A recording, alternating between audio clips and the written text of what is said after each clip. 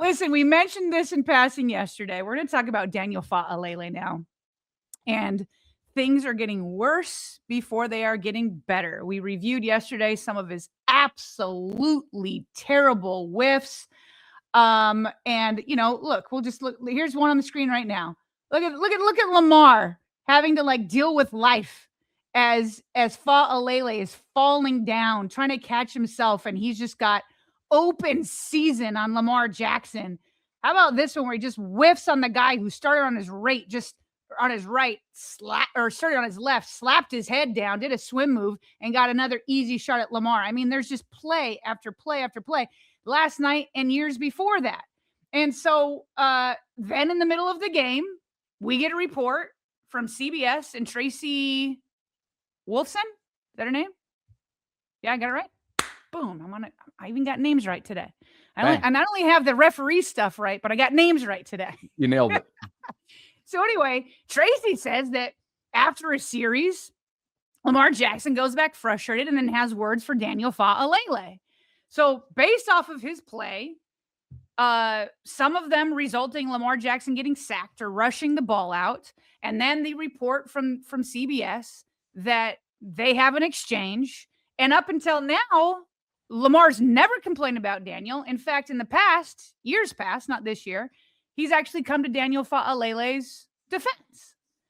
And so the media rightfully are trying to do their job.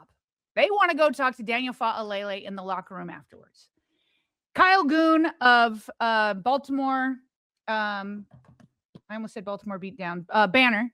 The Banner says, Kyle says, there was a crowd of reporters waiting by Daniel Faalele's locker, but the media's policy is generally not to talk to the players before they are fully dressed. Faalele was shirtless, took his shirt in his hand, nodded to the reporters, and walked off. He did not return for questions. Bobby, I said it last night. I will say it this morning. That's Bush League.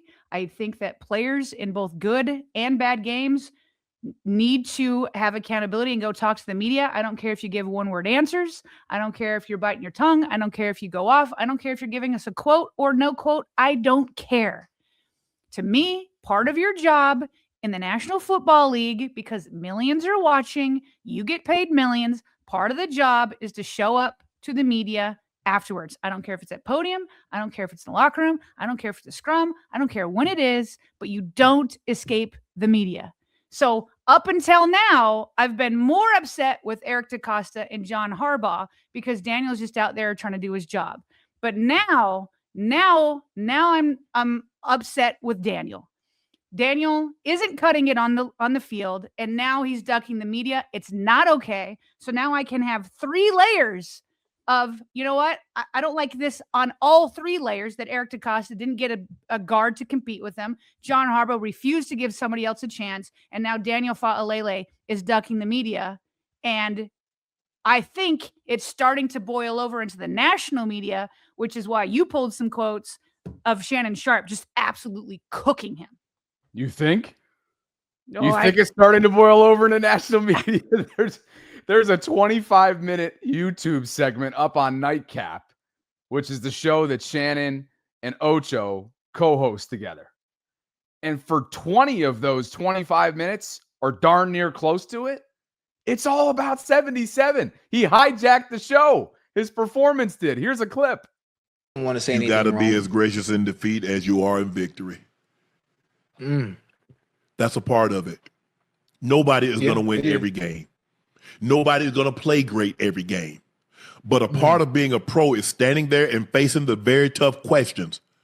But see, when they ran for 300 yards, he answered. He stood there and looked down the barrel of the. Couldn't. Hey, anybody else got anything they want to ask? And you know what? I'm kind of glad, honestly, especially when it comes to linemen. You get into a feud with your quarterback, you guys have a disagreement on the sideline. I'm glad he didn't answer any questions because there ain't no telling what he might have said. He might not be media savvy. He might still have been angry. He might have said the wrong goddamn thing. Short of him saying, I suck today, I ain't want to hear nothing he had to say. If that was the first thing came out of his mouth, and it's okay, Ocho. Hey, guys, today wasn't my day. I got to be better. I was not good enough today. And although we are a team and we lost the other team, I have to be better individually. It's okay to say that. It really is. It really is okay to say that. I've been the guy, you know what? Hey, we win as a team, we lose as a team. But Shannon Sharpe has to be better. I'm counted on to make the plays that I left on the field today. I'm counted on to be a leader. I didn't lead today. I didn't make plays today. That's on me. I'll be better next week. That won't happen again. It's okay, Ocho. It's okay to not have it, to not be good on a particular day. It's going to happen to everybody. But a part of being a professional, a part of being a pro, because he's a professional football player. A pro is when things don't go your way, you still look down the aisle of that camera. And when they ask, you answer every question that they ask. What happened out there today? Yeah. Guys, it was a rough one on me today. I wasn't good enough. I've got to be better. My teammates are counting on me. Lamar is counting on me. The fans are counting on me. And I promise you, I'll be better next week. What happened? Nothing. The guy just beat me today. I just didn't have it. I know I got to get better. I don't have any, I can't tell you anything specifically that they did. It was what I didn't do. Yeah. I was lunging. My steps wasn't proper. I stepped underneath. It's okay, bro. It's okay to have a bad game, but don't run. Don't run. Because if y'all had rushed for 300, I guarantee you wouldn't have grabbed you grabbed your shirt and nodded at the camera. You'd have talked. So you got to talk in defeat just like you would in victory. That's what makes us pros. We don't hide. We don't run. We don't tuck our tails when things don't go our way. Everybody's losing their mind in the live chat right now. You skipped out on the best part. Don't worry. We've got the other ones, and I've got all the transcription quotes from this epic 15-plus minute rant that's up on the screen right now. It took 2 slides. There's so many of those quotes. But you led us down that direction first and foremost because of your thoughts last night. It was a good segue to talk about how Shannon ended the segment in terms of agreeing with you on, and I don't know where I'm at on this because, you know,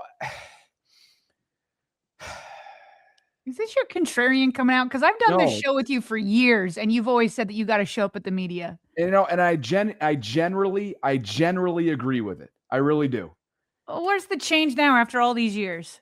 Daniel, if he had gotten up there yesterday, it would have been an all-out bloodbath, and he might have said something that he might not have. Sometimes you need 24 hours, Sarah, and that's why Mark didn't go up there. And Mark didn't take the 24 hours either. And to me, he didn't do it the next day either. You know, to me, he doesn't owe the fans anything, Daniel. It's not about that. It's not about what you owe the fans. It's not about owing it to the fans. It's not about that. We've had this conversation a million times. It's not about owing it to the fans. It's about owing it to yourself. Okay. He is hiding. That is you hiding from yourself. Okay. It's not good for the player. It's a mental weakness. It's not about the fans. It's not about me. It's nobody not about cares you. Inside those walls. I can yell too. There's nobody cares inside those walls that he's lining up with. Nobody cares. We've had this discussion. It's not about that. It's what Shannon just said. You're hiding and you're tucking your tail. It's generally, I agree with that. What good could have come from yesterday? What would he have said? What would he have said that would have satisfied you? It's not about, and I already said off the top, it's not about what he says. I said he could give one-word answers. He could come up and say, hey, we're still right off the game. I'm going to have to look at it. I'll have to look at it. I'll talk to you guys tomorrow. Something. You don't keep your shirt in your hand so nobody can talk to you. It's not about the other teammates. It's not about the fans. It's about you being mentally tough enough that you're not hiding and tucking your tail. Stand up to it and be strong. I don't feel as strongly as you do. I don't. There was an in-game broadcast. There was an in-game report that we've already referenced that would have been asked about. He would have had to answer for that. He would have had to answer for his play, which has been porous. He would have had to answer for everything that's currently snowballing and ballooning right now, and he opted not to. Well, Lamar did. Lamar threw an interception, and he's out there every single time. Lamar didn't do it at the podium. He went and did it at the media scrum, so he did face the music. Yeah, he faced and Daniel could have. Daniel And could he have, could but have he done it chose in the not. locker room too. He just chose like not to, Lamar and did. he chose not to, and I just don't. I don't And feel Daniel it doesn't have strongly. to talk to the media as much as Lamar does. It's tougher for somebody to come in and do it week in and week out, week in and week out. Sarah, Daniel they've been almost never has to protecting. talk to him. They've been protecting Daniel for months now, if not years. I don't think he's spoken to the media since when? Did he speak in the offseason? I don't think he did. Well, so that's another reason to do it.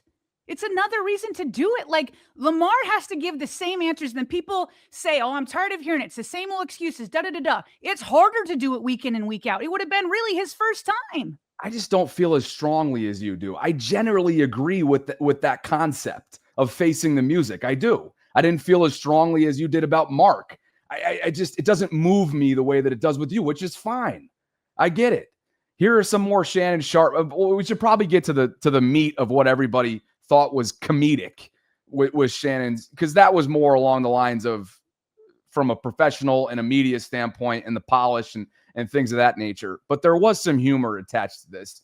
And Shannon took it to new levels, certainly. But here is one that garnered a ton of traction online. Be allowed to be that big and that sorry.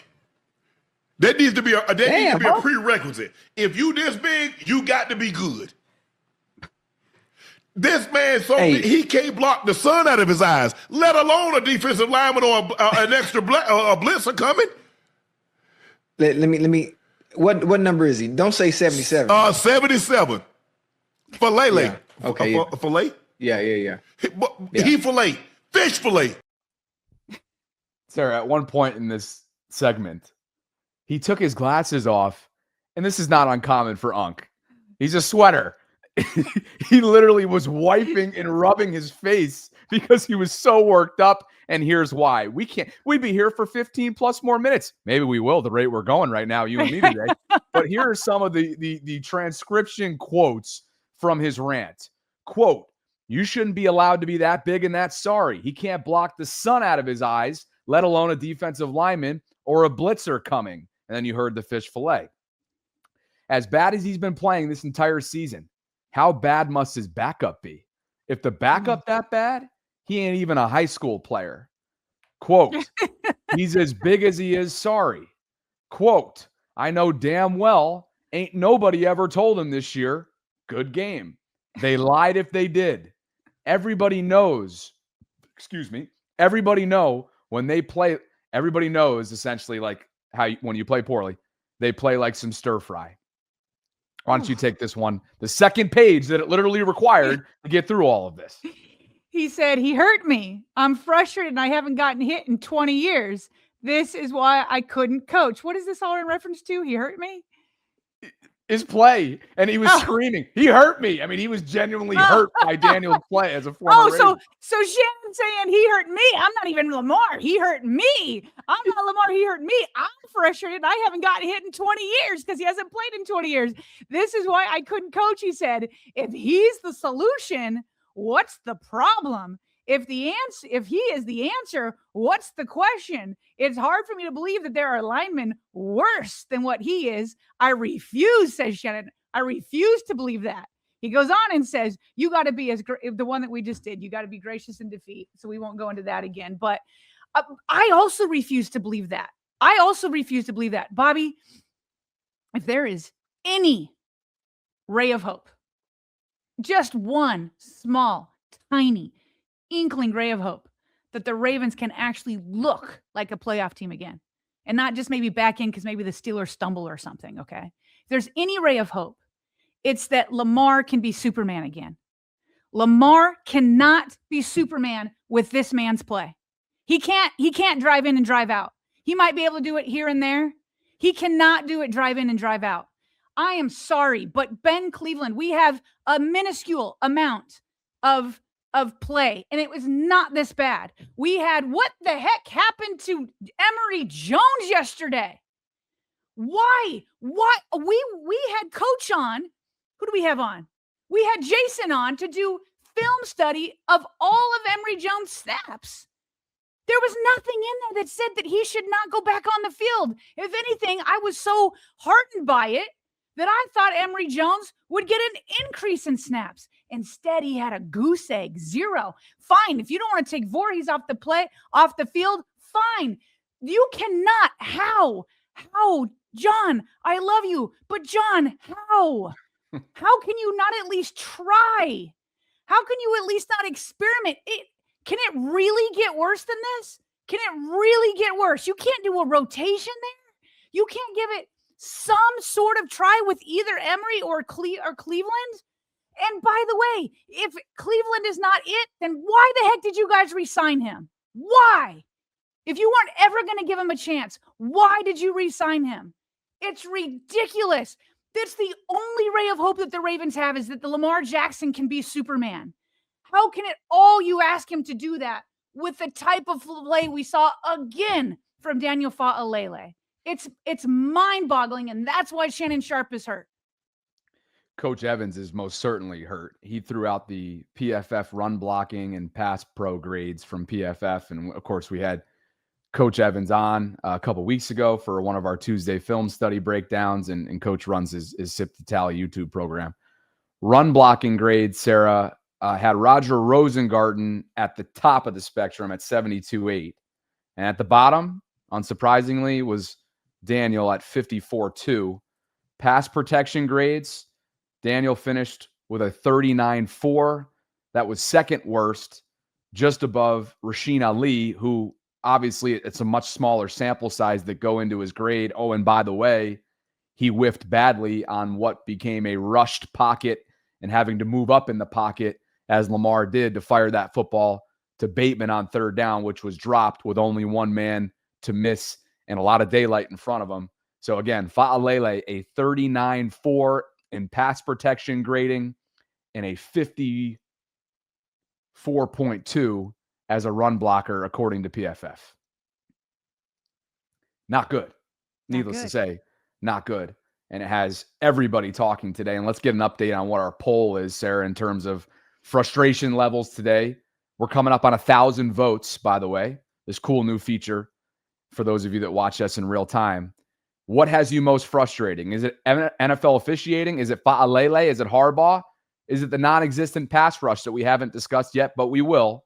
And right now, in a 9%, 10% lead, is NFL officiating, but coming in at second at 31% right now is Faalele. And, Sarah, on top of what you said, right? Lamar can't be Superman with the play that he's getting from his right guard. What we're going to get into in a couple minutes here is why he may not be able to be Superman if he continues to play with this level of inconsistency on top of what's happening in a pass protection standpoint as well. So that's coming up in just a bit. Anything else as we put a bow on this Daniel Faalele topic with Unc? No, I think we covered it.